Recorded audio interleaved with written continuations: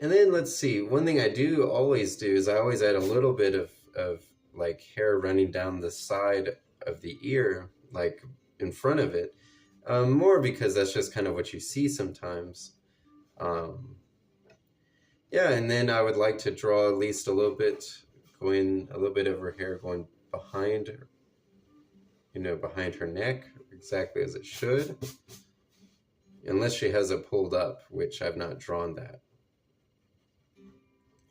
All right, so now what we're going to do is we want to draw, like, the only best word I could come up with is like contours of the hair. Like, how do I want the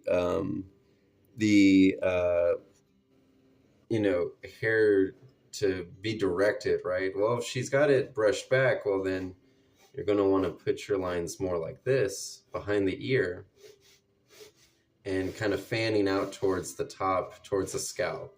And then here we're going to want it to come down the kind of the flow, right?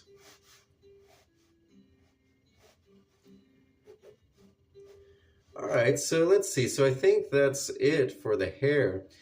Again, I'm not really covering shading in this video because simply because these three videos are intended primarily just to show the structure, right? Where should everything be placed? Shading is a whole beast in of itself that we'll tackle later down the road.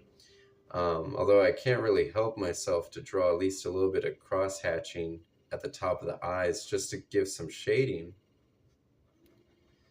But that's just additional, right? In terms of foundation, we've covered everything. All right, so let's see. So to wrap up this video, because that's how you do it, right? You can experiment with different hairstyles, and we can try out different hairstyles for the same character, or make new characters with different hairstyles. But the general gist of it is you need to know, like, where is the scalp, how far above the head should the kind of the hair, I guess, have its thickness, right? How thick should the hair be? And then in what direction is everything going? And because you can't draw every single strand of hair, it's better to draw just these thick lines or even really thin ones going in those directions, right? Exactly like how I've done it here.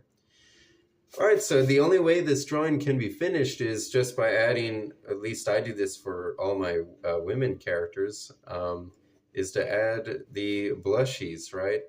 Now, of course, you can draw it on blushies on any character, but for all my female characters, I typically add blushies because they're fun.